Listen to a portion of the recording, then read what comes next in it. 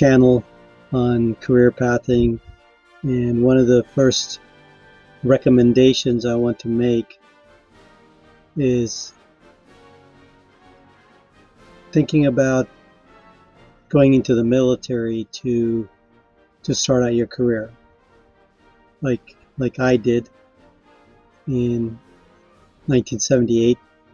After graduating from high school, I went right into the Air Force and basically started my career.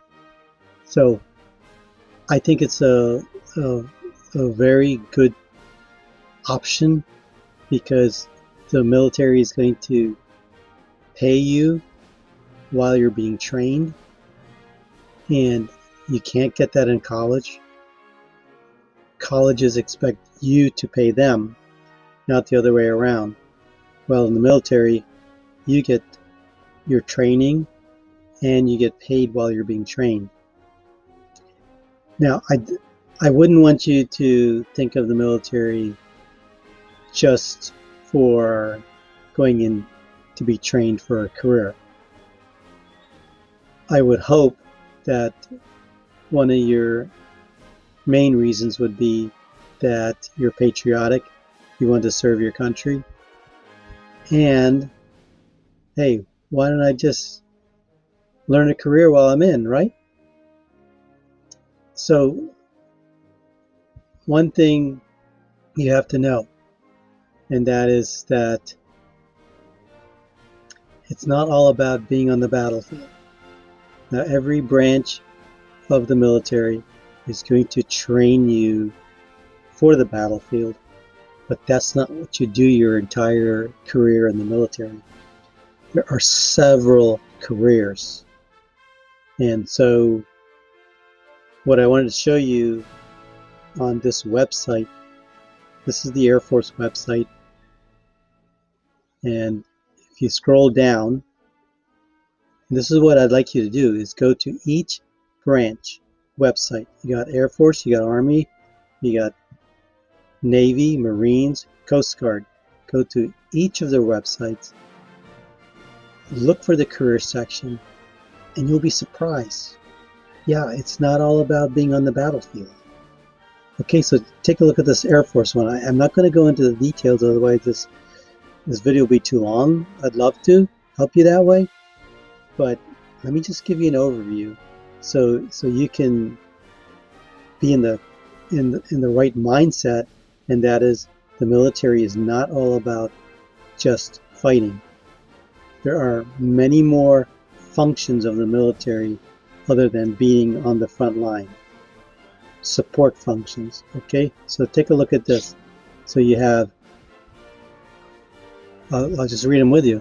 It says aircraft and flight careers, allied health careers, arts and humanity, computers and computer science, dentistry, electronics and electrical, emergency management, response, engineering and applied science, facilities, future technologies, ground vehicles, health and medicine, health administration, health technicians and specialists, intelligence, law and enforcement, logistics and transportation, which is what I was in, maintenance and repair, mental health, natural science, nursing, operations and administration, physicians and surgeons, space. Yeah, that is a new branch. I don't know if it's a new branch, but I did see on a news article one time they were saying a possible future branch, a new branch of the military might be the United States Space Force, USSF. Anyway, here's special warfare, weaponry, and material. Now let me take you to the Army's website and browse through that while it's pulling up. Just go to the career and jobs, like it says here, and scroll around, just browse around. What does this say? Explore more than 200 jobs. See, I told you, it's not all about holding a gun and going to the front lines. Okay, and here's some categories. They have science, technology, engineering, mathematics, cyber. Okay, Let's go to, let's see, what is this? Marines. I love their uniforms. Even though I was Air Force, I was in 3 branches, Air Force full-time, and then Army National Guard, and Air National Guard, and Naval Reserves. But I think out of all the branches, and I was too old for the Marine Reserves, but I love their uniform, very colorful. Okay, so like I said, go to their websites and just look at what they have to offer. Look at what their career options will be. Now you have the choice of going enlisted, which is I don't know how to put it. So it's not an officer. Officer is who you salute, and enlisted, you don't salute enlisted. Enlisted makes up most of the military force. They're the working force.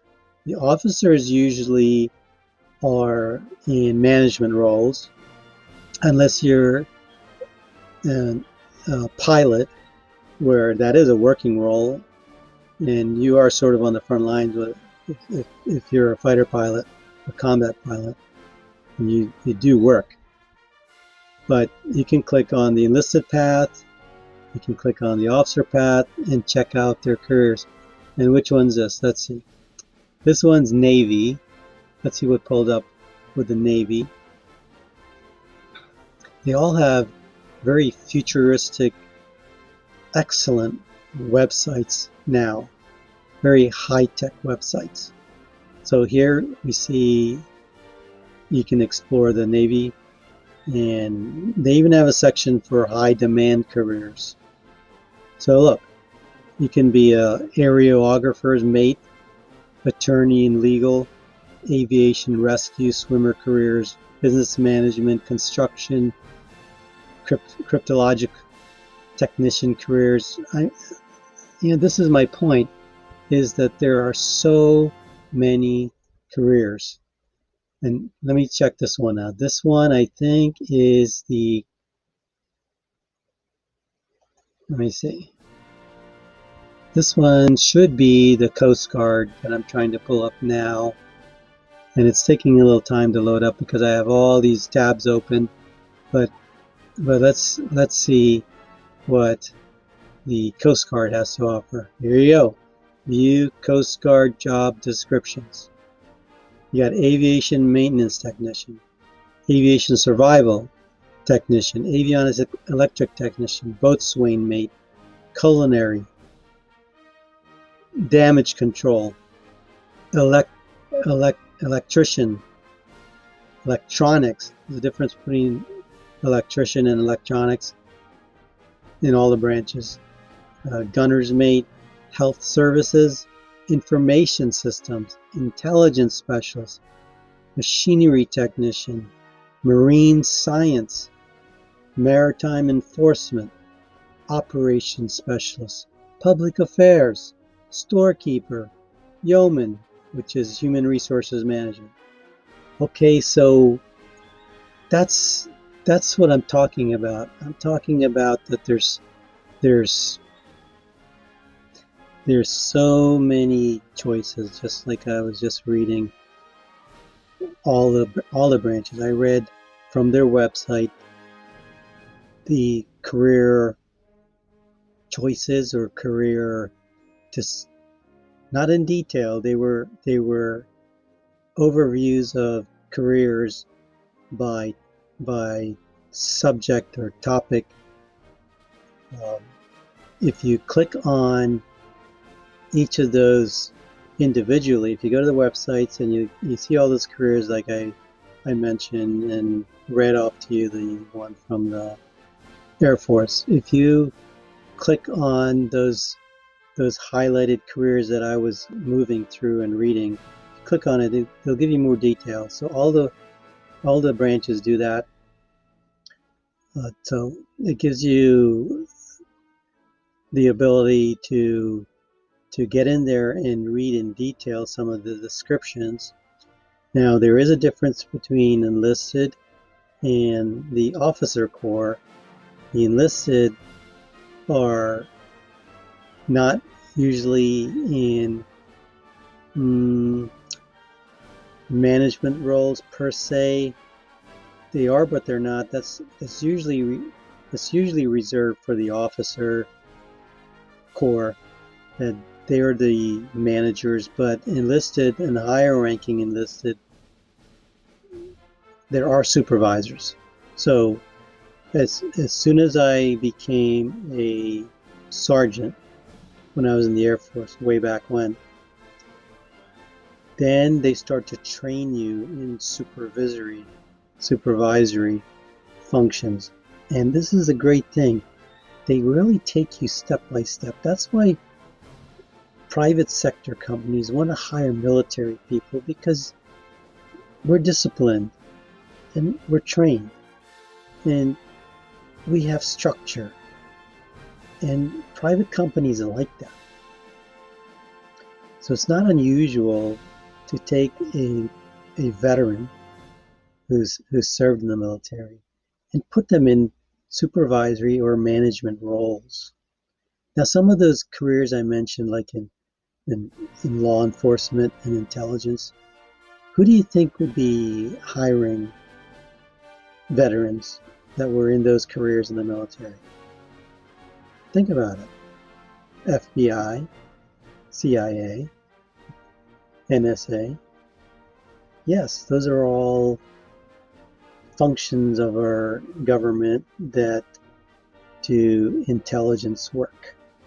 Okay? So your career could be ending up in intelligence in the private sector after you get out of the military. If you were trained in intelligence or law enforcement, you could end up there. Remember, there's also lawyers, there's chaplains in the military, and like I read off the website, there's doctors, nurses. There's everything you'd find pretty much in the non-military setting, you're going to find in the military setting. Why? Because we have to function almost like a city within itself. And we had our own grocery stores. Yeah. In the Air Force, it was called the BX, Base Exchange. They use the word exchange instead of store. I think in the Army it's PX, Post Exchange, etc. But we had on the base I was stationed at, we had our own, the banks were on the base, the gas stations were on the base. We really could just function within ourselves on the base without having to leave. So we're self-contained, and that's why there's so many military careers. And all that, again, it's a support function to the people that are in the front lines. So remember, the main purpose of the military is to be a military force, a fighting force. But not everybody's out on the front lines. You got thousands of more people that are in the support function. And that's where you're building your military career. Mainly is from the support function and not the battlefield function, okay? So please take this into serious consideration, that your career can begin by joining the military. And remember, again, I'd hope that you're joining because of patriotic reasons. That plus you want to get your start in your career, and it doesn't have to be. Now, usually high school graduates are going in, but no, the age range of getting started, I believe, in the enlisted side is up to age 28. It might be even higher now. The officer corps, I think, is in the lower 30 age limitation. So listen, if you just graduated from high school and you went to work somewhere and you're, let's say you're 21, 22, 25, you can still go in. You can still go in. So the first thing you need to do is to look at these websites, look at these careers, get a good overview description, and take time to choose. Make a list of maybe 5, and then narrow it down to the 1 or 2 you'd want to do. And have this mindset that you're thinking futuristic. What am I going to do if I don't stay in the military and retire from the military? What if I get out after 4 years? What career do I want to be in? What line of work do I want to be in? So that's how you want to think about it. You want to think of your military career choice based on what you would want to do when you get out. Now, a lot of military people also change careers while they're in. And the military allows you that option. You can change careers. Go get retrained for something else. It's not a problem. So you got a lot of flexibility. And remember, you're being paid while you're being trained. And in some cases, like I know a person in particular, a family member of sorts, that he was an officer and they sent him to graduate school, paid his way through graduate school. Now, what did he do? What did he have to owe back to the military? He had to give them more time in service. No big deal in his case, because he stayed in a full 20 some odd years and retired. And I think maybe a lieutenant commander or something like that as an officer. And they get good retirement pay. And he's on his second career. Okay? So remember that. You have, if you put in 20 years and you went in right after high school, especially at the age of 18, you're retiring at the age of 38. You're ready for a second career. You can have 2, 3 retirement pensions, depending on where you end up. If you end up in federal civil service, you can buy your military time into your federal civil service time to get another pension.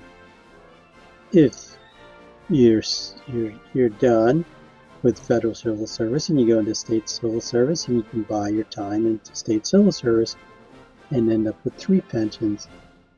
That's a fact, because I worked with a guy who was working on his 3rd pension.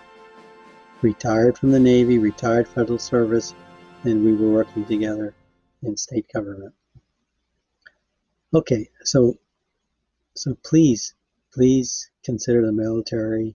It is a good choice to show your patriotism and to start your career. A very, very good choice. Okay? Thank you. So, take a look at the military option to begin your career. Now, again, I just want to remind you that you're not handed a gun and then you're sitting in a foxhole or somewhere waiting to shoot other people. You've got a lot of military functions. And listen, there's a lot of benefits to it. And don't shy away if you're married or about to be married, or if you're a single mom. Those things you need to talk about with your recruiter. But there are families in the military. and there's schools for children, okay, and activities. I remember when I was in the Air Force, I was helping one of my coworkers with coaching a basketball league for children. But we had, oh my gosh, we had so much stuff available on our base. We had a choice of like 3 swimming pools. We had lighted tennis courts, basketball courts, a bowling alley, a big soccer field, baseball fields, and I don't know, I think I was spoiled. We even had a place where we could repair our cars. And it was called a hobby shop. You take your cars in there. They had lifts for the cars to lift up, so if you wanted to work on your own cars, you could. There was a pilot club if you wanted to take an airplane up if you had a pilot license.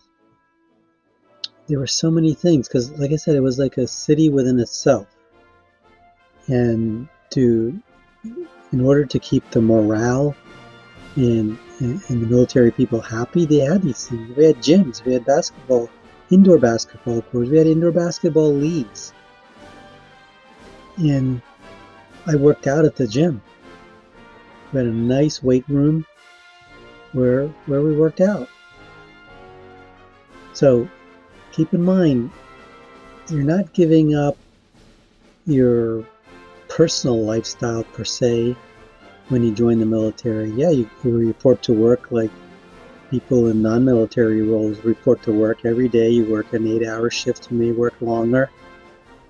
And there were different shifts available to me. I worked either, I believe it was like 7 to 4, and I worked a shift that was from, let's see, it wasn't the graveyard shift, which is usually 12 midnight to 8 a.m., but it was the shift before that. We called it a swing shift. So I worked from 4 to 12, so my 8 hours were there, and we worked 2 days on, 2 days off. So every 2 days has 2 days off. So keep in mind, you're not giving up your personal lifestyle per se. So give it a thought, and if you have questions, get a hold of me.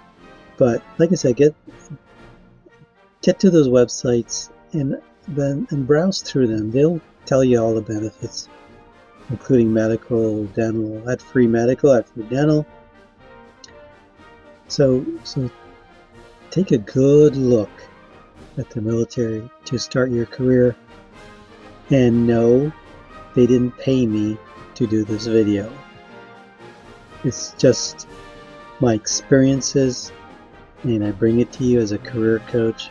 It is a great option to get started in your military, in your career. Okay, even if you don't stay in, you can use your military career to work in the private sector. So that's why you need to choose your military career carefully so that you can transfer it out to your private sector career. And remember, private sector companies have contracts with the government, so you might get out of the military and a private sector company may hire you to work for them for on that military base, but this time not as military but as civilian, non-military. And a lot of people do that. A lot of ex-military people do that. All right, so it's a great option. Don't give it up. Make it one of your options as you plan out your career. And watch my other videos, because it's not all about military. I'll help you with other ideas on getting your career started. Okay? Thanks for watching. Bye-bye.